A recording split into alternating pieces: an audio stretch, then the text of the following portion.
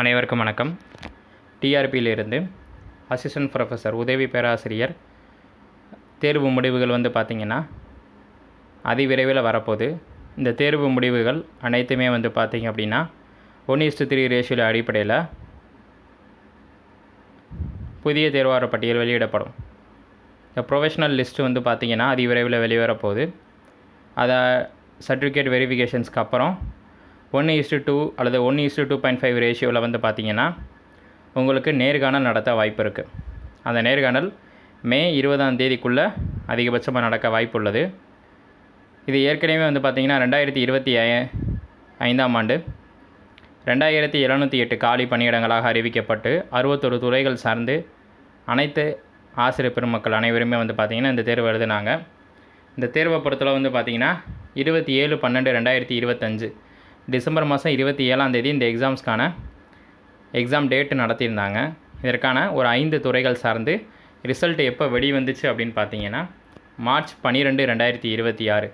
அதாவது result notifications examination December மாதம் 27ஆம் தேதி எழுதி உங்களுக்கு மார்ச் 12 கிட்டத்தட்ட ஒரு 3 மாத கேப்பில் உங்களுக்கு ரிசல்ட் வந்துருச்சு. அதுவும் 5 துறைகளுக்கு தான் வந்தது.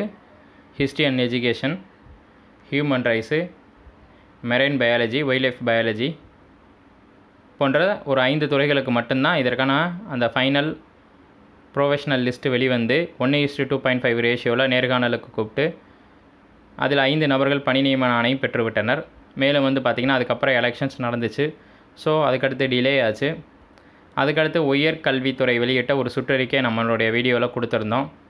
அதாவது 35 வேலை நாட்களுக்கு 30 உதவி பேராசிரியர்களை இந்த வேலிடேஷன் ப்ராசஸ்க்காக பயன்படுத்தணும் அப்படின்னு சொல்லி ஒரு சுற்றறிக்கை வெளியிட்டிருந்தாங்க மாண்புமிகு உயர்கல்வித்துறை. அதன் மூலமாக இந்த ரிசல்ட் நம்ம வேகமாக வரும்னு சொல்லி நம்ம ஏற்கனவே சொல்லியிருந்தோம். ஏப்ரல் 30க்குள்ளே இந்த இதுக்கான டேட் அப்டேட் பண்ணியிருந்தவங்க சொல்லியிருந்தோம். பட் ஆனால் இன்று ஏப்ரல் 30 இன்னும் அப்டேட் ஆகலை.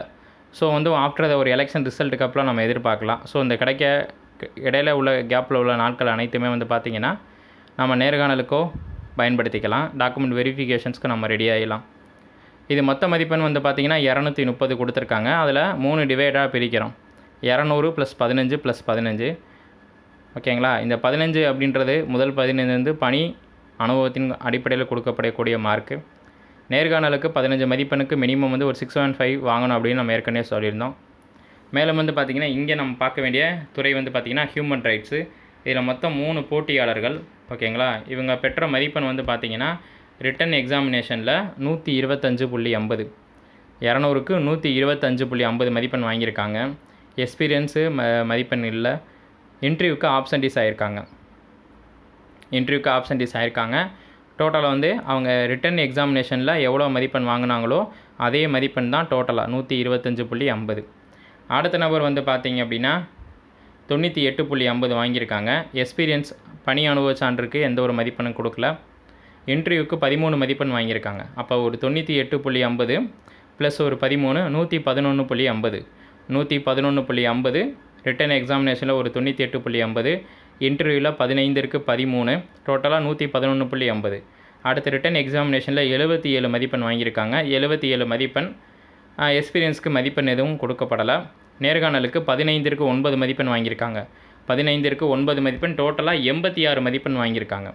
அப்போ இந்த ஹியூமன் ரைட்ஸ் டிபார்ட்மெண்ட்டை பொறுத்தளவு 3 நபர்களை கூப்பிட்ருக்காங்க ஒரு காலி பணி இடத்திற்கு. நம்ம ஏற்கனவே சொல்லியிருந்தோம் 1:3 அப்படின்னு. முதல் நபர் 125.50, இரண்டாவது நபர் 111.50. கிட்டத்தட்ட பார்த்திங்கன்னா இதிலேயே ஒரு 14 மதிப்பெண்கள் வித்தியாசம் வருது. அடுத்த நபர் 111.50லேருந்து அடுத்த நபர் 80.86 மதிப்பெண் எடுத்திருக்காங்க. 86 மதிப்பெண் எடுத்திருக்காங்க. டோட்டலாக பார்த்திங்கன்னா ஒரு 10 மதிப்பெண்ணுக்கு இடையில தான் இவ்வளோ கேப் வருது. இதே அளவு அந்த மார்க் இடைவெளின்றது எல்லா தரப்புக்கும் எல்லா டிபார்ட்மெண்ட்லையும் வருமா அப்படின்னா அந்தளவு வராது.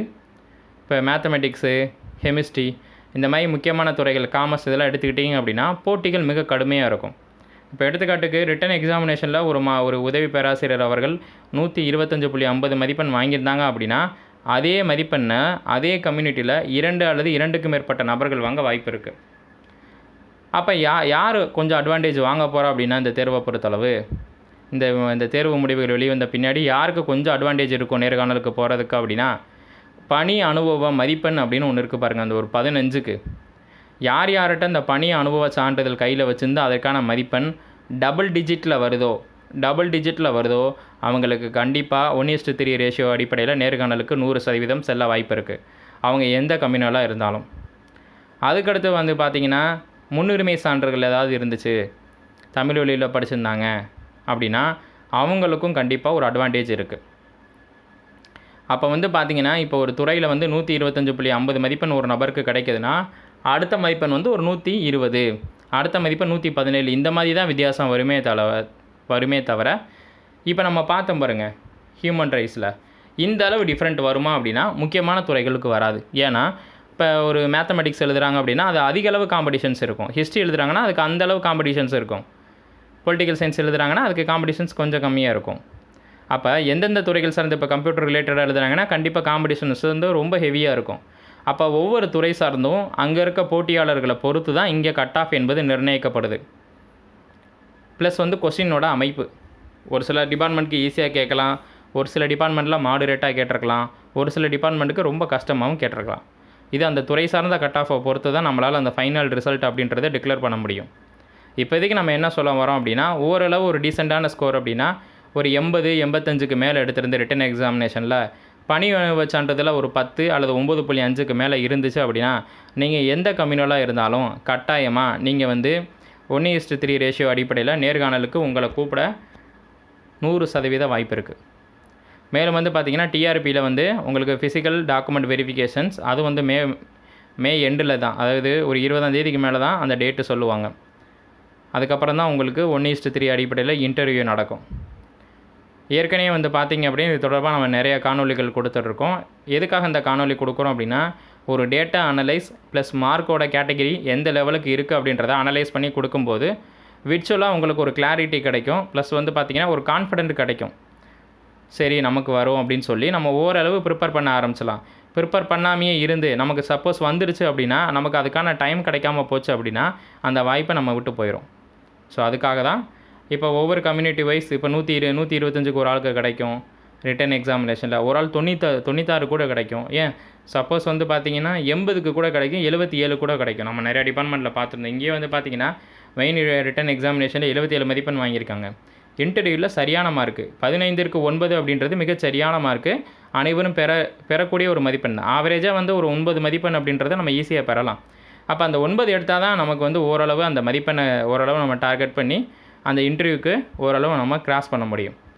நம்ம தெளிவாக சொல்கிறது என்ன அப்படின்னா இன்டர்வியூவில் ஒரு 80+ அல்லது ஒரு 77+ விமன் கேண்டிடேட் பெண் ஆசிரியர் பெருமக்களாக இருந்தீங்க அப்படின்னா ஒரு 80-77க்கு மேலே இருந்தாலே உங்களுக்கு 100% இன்டர்வியூக்கு போக வாய்ப்பு இருக்குது. பணி அனுபவ சான்றில் ஒரு டபுள் டிஜிட் நம்பர் 2 இலக்க எண்கள், அதாவது 9.5 அல்லது 10.5 இந்த மாதிரி மதிப்பெண் கிடச்சிச்சு அப்படின்னா கட்டாயமாக பெண் தேர்வர்கள் அனைவருக்குமே இந்த வாய்ப்பு அப்படின்றது உறுதி செய்யப்படும். ஆண் தேர்வுகளை பொறுத்தளவு வந்து பார்த்திங்கன்னா ஒரு பிசி கேட்டகரியில் வர்றீங்க அப்படின்னா கண்டிப்பாக வந்து ஒரு 90+ எதிர்பார்க்கலாம். 87லேருந்தே நம்ம எதிர்பார்க்கலாம். இன்னும் 1:3 ரேஷியோவில் 87க்கு கூட வர வாய்ப்பு இருக்குது, 87, 88. மேலும் வந்து பார்த்திங்கன்னா இதில் ஒவ்வொரு கம்யூனிட்டி வைஸ் எத்தனை பேர் காம்படிஷன்ஸ்குள்ளே இருக்காங்க அப்படின்றதும், எத்தனை கேண்டிடேட் வந்து ரொம்ப பொட்டன்ஷியலாக சேம் கேட்டகிரியில் சேம் லெவலில் இருக்காங்க அப்படின்றதும் நம்மளால் ஈஸியாக கண்டுபிடிக்கவே முடியாது. அப்போ இந்த மாதிரி டேட்டாஸ் நம்ம பார்க்கும்போது டெப்த்தாக பார்க்கும்போது ஒவ்வொரு கம்யூனிட்டி வைஸில் எத்தனை பேர் எவ்வளோ மார்க் டிஃப்ரெண்ட்டில் இருக்காங்க அப்படின்றத நம்ம ஓரளவு தெரிஞ்சுக்கலாம். ஓகேங்களா? அதாவது கம்மியான போட்டியாளர்கள் இந்த துறையில் இருக்கும்போது இதோட 1 மடங்கோ 2 மடங்கோ கண்டிப்பாக வந்து அதிகமான துறைகளில் இருக்க வாய்ப்பு இருக்குது அப்படின்றத நம்ம கெஸ் பண்ணி பார்த்துக்கலாம். மேலும் வந்து பார்த்திங்கன்னா அடுத்த காணொலியில் சந்திப்போம். நன்றி.